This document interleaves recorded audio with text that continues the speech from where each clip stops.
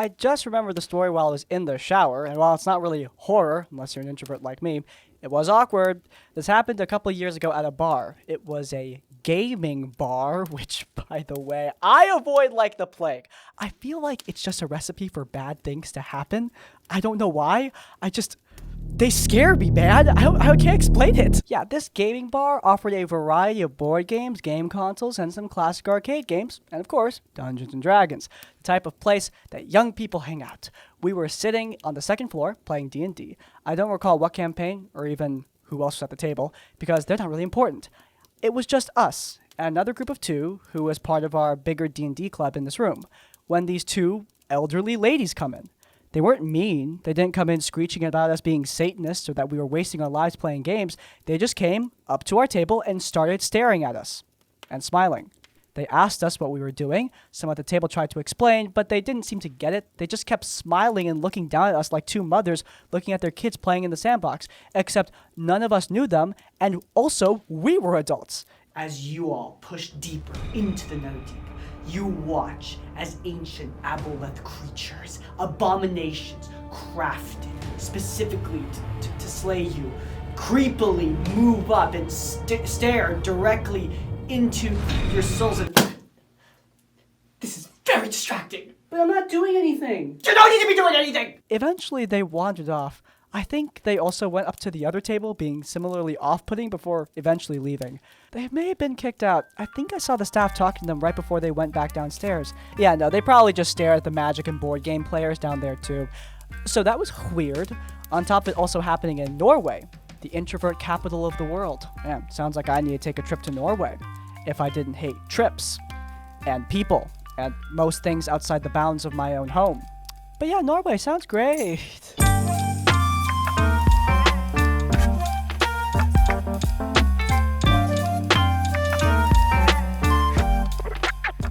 I've been binging your videos a lot the past few months, and I've been mulling over sending my own D&D horror story. I want to preface that literally the only problem with this campaign was a singular player. Everyone else, and especially the Dungeon Master, were loads of fun, and I'd love to play with them in the future. Problem player though, yeah, not so much. I met the Dungeon Master through a mutual streamer friend's Discord because I mentioned that I really wanted to give Dungeons & Dragons a shot. I've been loving a lot of actual play podcasts. The Adventure Zone, Critical Role, Bombarded? Oh, a musical D&D podcast. Real nice. You know, I would give it a listen if I wasn't busy watching hundreds of hours of Critical Role, building a new Lego set, grinding out Destiny, modding Minecraft, running my D&D campaign. But yeah, when that's all wrapped up, I'll probably have another 1,000 things to do, and this could be one of them. They make the game just sound so much fun, but many of my IRL friends are just done with D&D or have full games, so I thought I'd give it a try with some brand new folks. Everyone, off the bat, they're really nice. The only person I have an issue with at this point was Rogue. He was at least over a decade older than all of us, which, normally, not at all a problem. But when things like gender came up, he was immediately dismissive about it.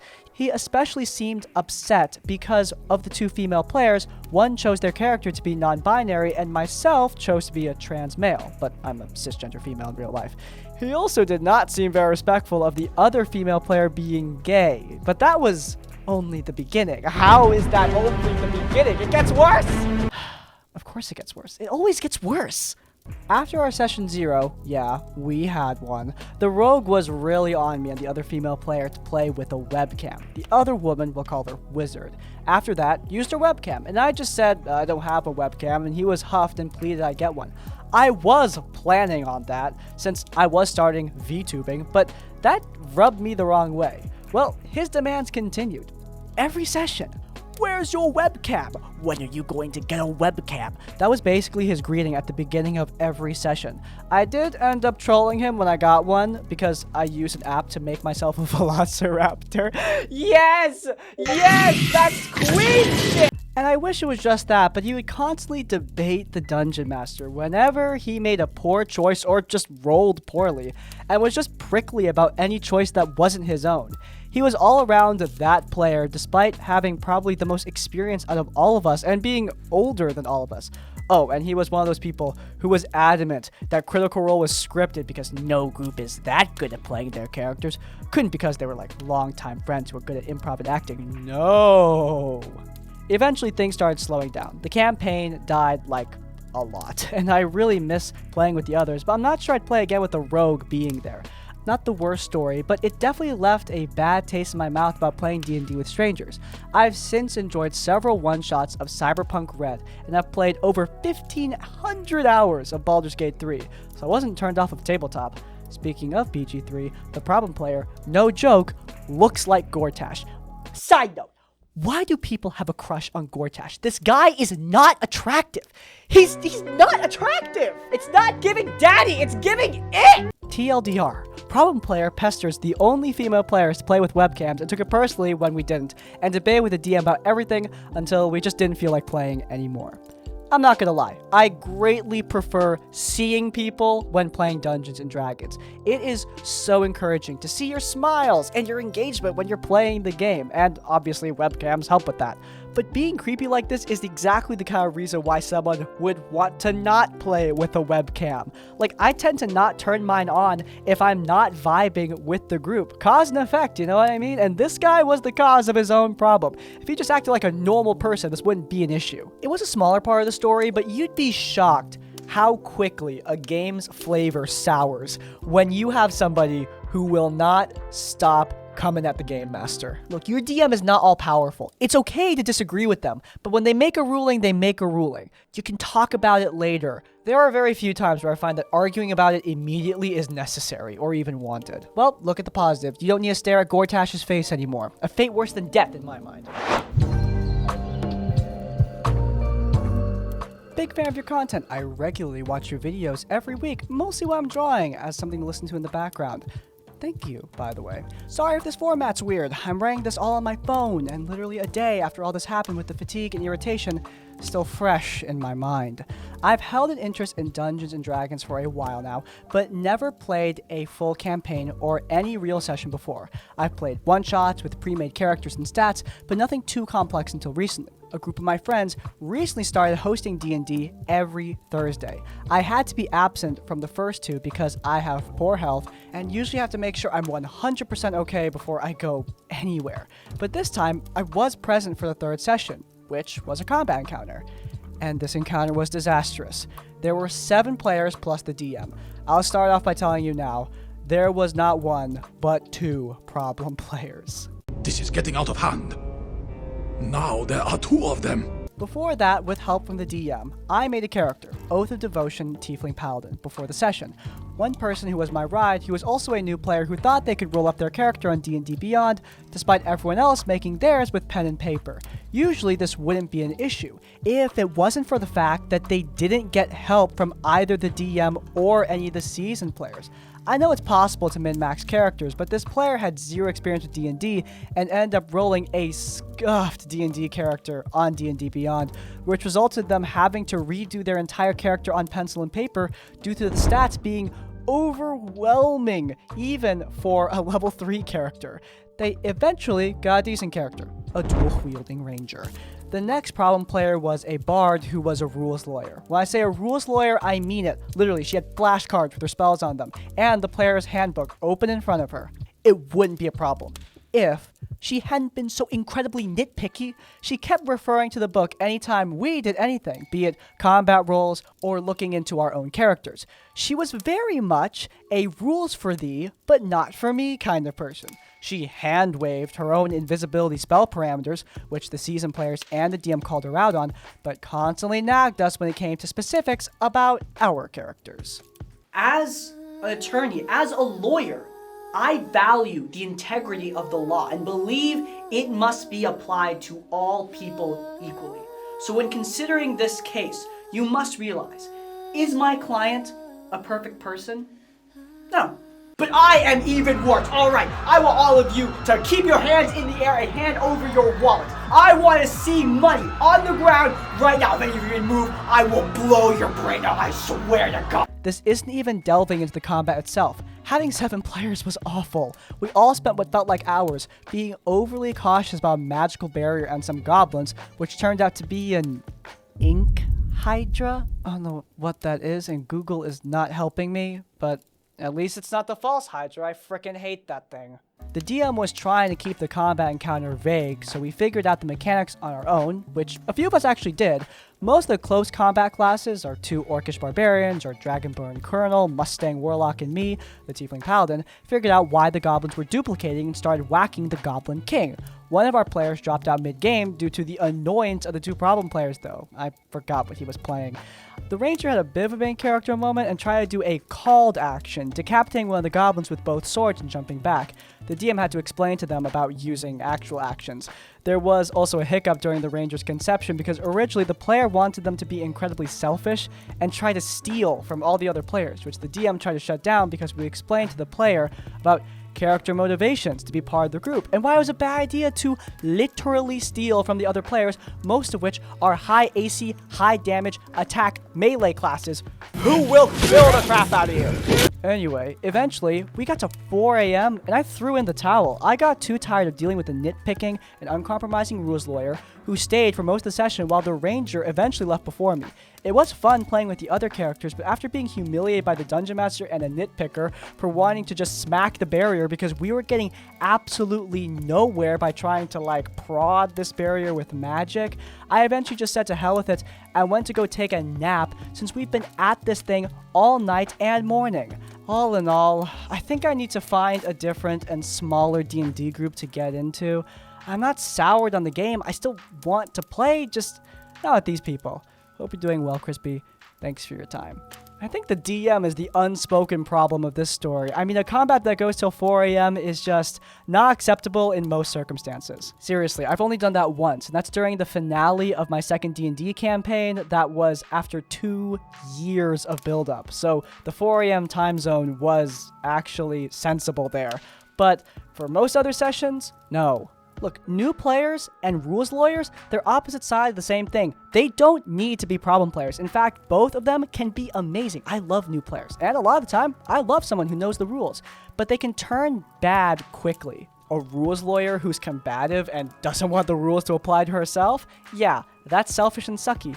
A new player who doesn't understand the game and isn't trying to learn by asking the dungeon master or any of the experienced players, that can just get really annoying.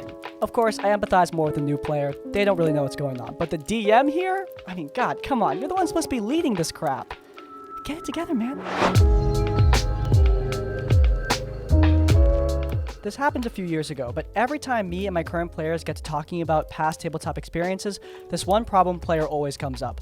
Apologies in advance because this is a long one. Some brief context, I'm a forever DM and it's super rare I get to play as a player. This is fine, but it's nice to take a break every once in a while. I just finished up running a big campaign for a new group that lasted the better part of a year and made us all really close, or at least I thought. One of the players kindly offered to try their hand at DMing a short Dragon Age campaign in the meantime. We all met through our love of Dragon Age, so this sounded great. We played the campaign to completion, we had fun, but it was during this first campaign that this problem player arrived on the scene. She'd been friends with our new game master for a good amount of time before we met, and was also into Dragon Age, and had heard stories of the campaign I'd run before and wanted to join in. All of which, that's totally fair. However, she was hesitant to make a player character for some reason, and instead ended up being a co-DM who didn't actually do any DMing. Okay, well, what did she do then? Essentially, she had one character she was in control of that she roleplayed at during the table during scenes where she was present, which was often, but she didn't do anything else. She didn't help prep or run encounters, she didn't write the plot, make any other NPCs, or describe the actions in any way that was not related to her specific NPC.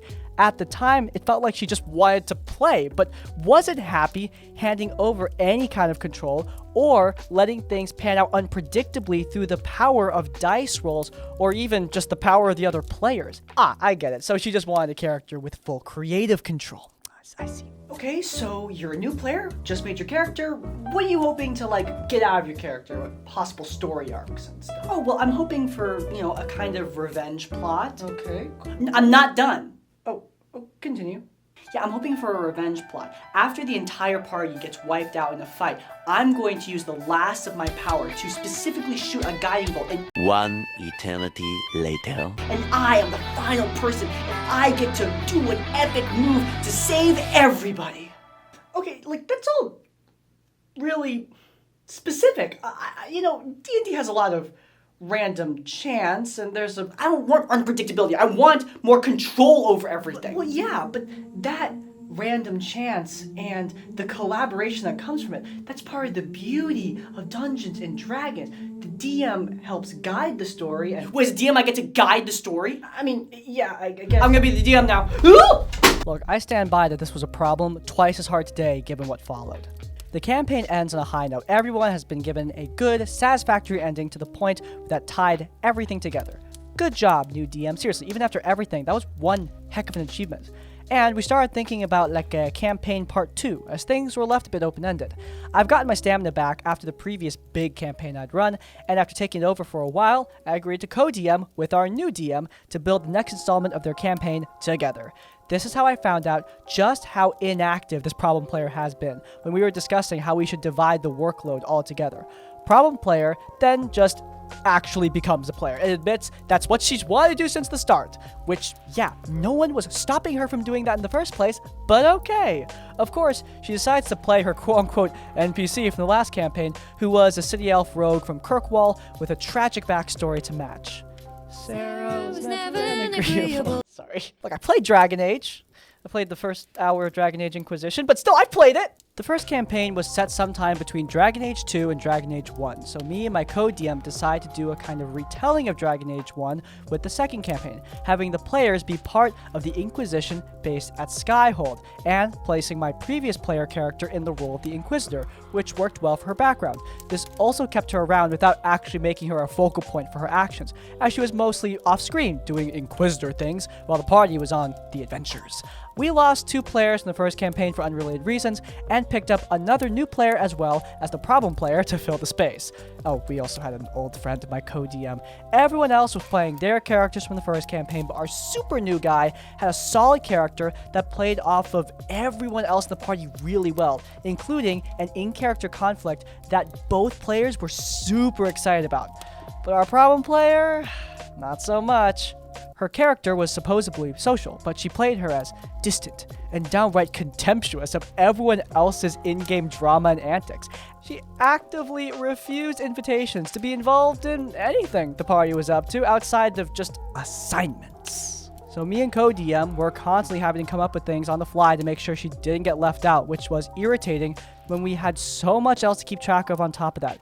Her main focus was romance, which is not a crime. Personally, I love running romances at my tables, and it's a big highlight in my plots and my NPC shenanigans. My character from the previous campaign also had a romance with an NPC, who she was now married to, albeit for like political reasons, and their strained and developing relationship was one of the subplots we had going on that the players could actually interfere with.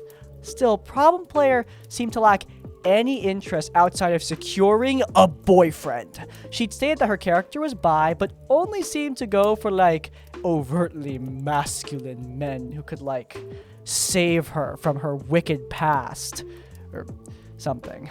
I don't know. I mean, I know, even as an Arrow Ace guy, I acknowledge the abject attractiveness of somebody who can sweep me off my feet and carry me heroically to safety, should the need arise. My main issue with how she went about things was that her attempts to make romance happen were all just so shallow and so impatient. We offered her several options, but her focus was primarily on a section of NPCs from the previous campaign who were tied up in her backstory, one of which was the NPC my player character was married to, who was loyal enough to just not cheat, and the other was a mutual friend between the two of them who was single, but was utterly done with her after some crap she pulled in her backstory. When flirting with one of them didn't work, she just swapped back to the other one, trying to ruin their friendship and spark conflict that no one was finding interesting. After a while though, she got frustrated and during a mission cornered one of the party NPCs they decided to bring along and kissed him just out of the blue. Now, I did make her like roll for this, and she landed nat 20, fair and square. And when she pulled back from this kiss after he gently pushed her away, she still got a good outcome. I'm not gonna toss out her role. That wouldn't have been fair. But the thing is, this NPC, a fellow city elf from Kirkwall, a mage who had been through the crap, he was gay.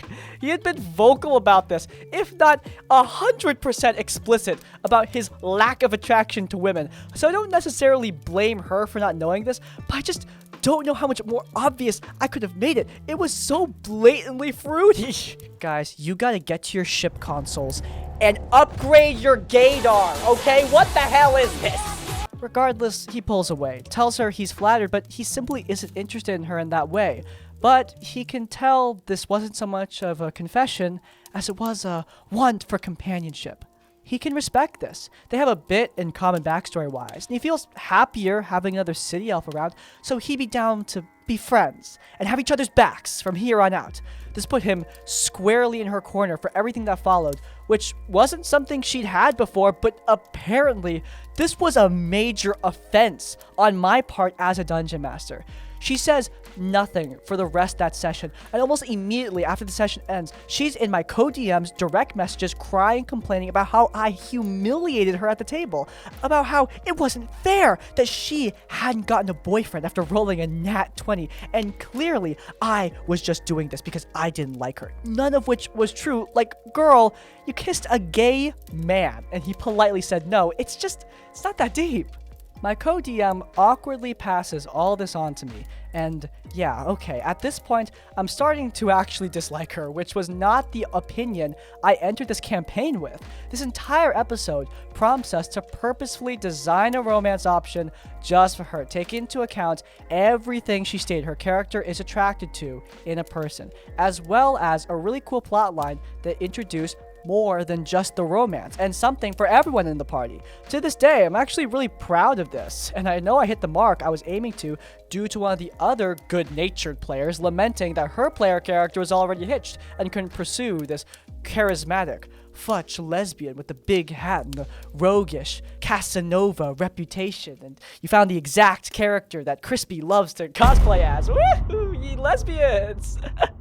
So the introduction goes down. They get familiar with this NPC who starts off as one of the new team of people the previous campaign's big bads put together for various nefarious acts.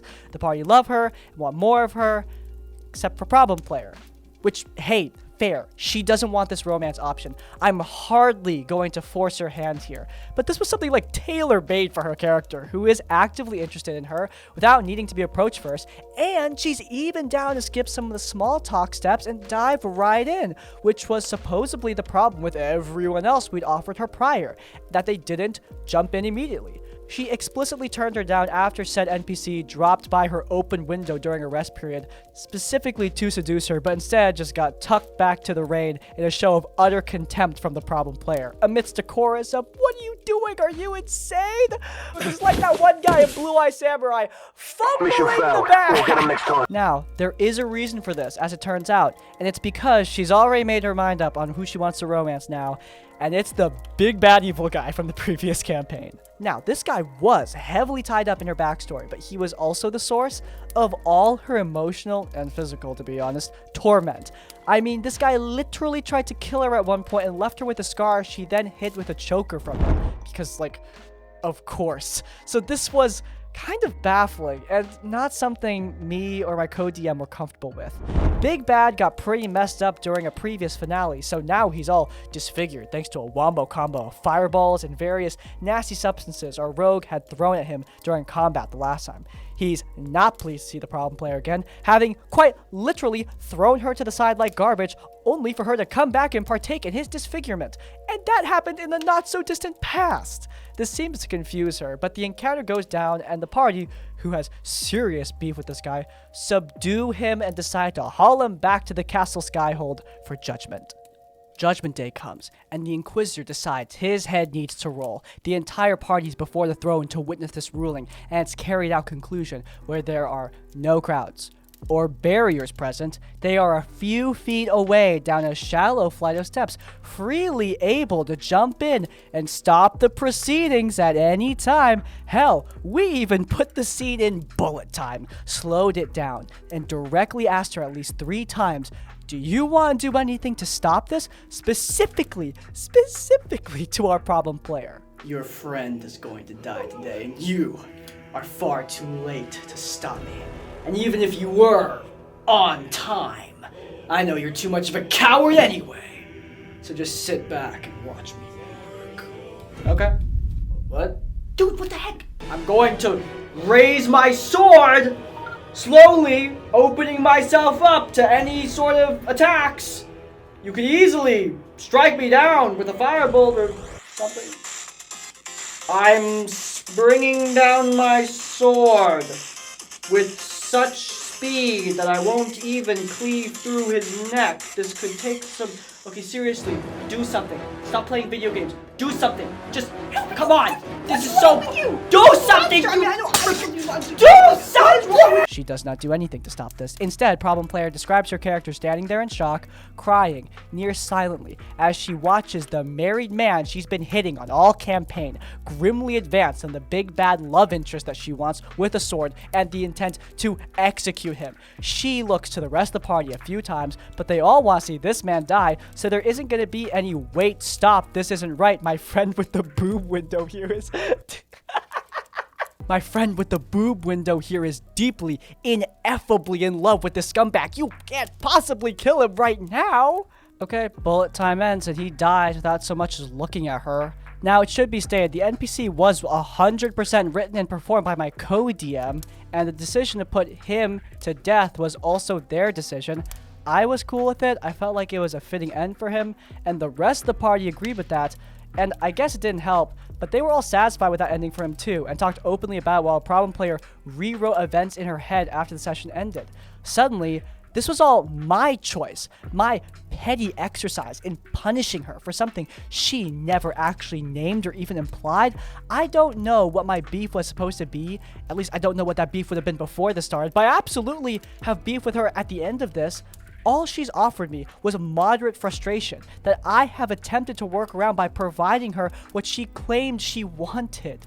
She refused to partake in the next 2 sessions, turning up but only to sit and radiate anger energy and refusing to talk or interact with anyone, especially fellow party members. That is, up until she got confrontational about it. Now, purely as a character thing, having a breakdown about the death of an NPC that the rest of the party was pretty jazzed to see the last of could have been a neat story beat, provided there was no actual issue out of character, but that's not what happened. Instead, her character blew up at a fellow player character, played by my fiancé, which obviously wasn't earning her any points in my book, and it was just uncomfortable. It was clearly crossing the line of in-character drama into out-of-character drama. Thankfully, my partner actually handled it well, actually being a moment where his character agreed that this death was messed up, leaving him feeling hollow and uncertain of what to do with his life and so on. Apparently, that wasn't good enough, though. She very nearly quit the campaign after that. Bro, very nearly? No, don't threaten me with a good time! She eventually retired her character, yes! But picked up a new one.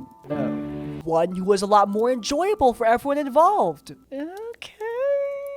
I don't know what it was about the first character she played that made her act out this badly, except that she'd been designing a Sona-type character years ago and was not specifically for this campaign. Sadly, this new character didn't fix all the problems and the entire friend group dissolved a few months after. So yeah, don't be this player. Let go. Roll with it. And don't hold weird grudges against your DMs because you don't get exactly what you want.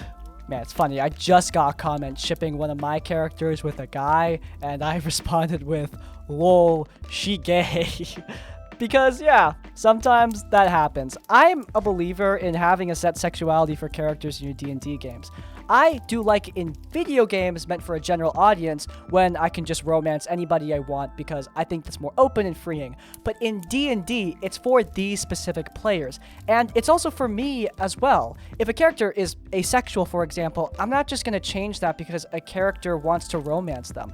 That would feel wrong to me. I think this DM not wanting to change their gay character to be bi or straight is completely valid. I don't think everyone should run their game like that, but, you know, I think it's okay if you want to. But man, this story touched on so many romance problems in D&D. Like, I think trying to cater a romance to a player can be tricky because you don't really know all the intricacies.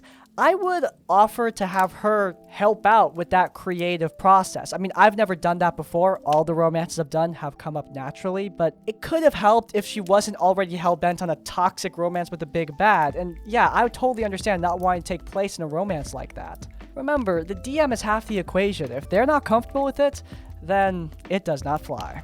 Hey, that's a wrap. If you guys enjoyed, then you may enjoy a previous episode on somebody who ruined D&D so bad that she got a divorce. It's a good one, and linked in the cards. But before you go, leave a like on this one, and subscribe to Crispy's Tavern if you want to see more of our content as it comes out. And finally, if you want to leave your own stories or thoughts, go down in the comments down below. If you can't think of a comment, leave the comment "He's gay, bro," to let me know you made it to the end of the video.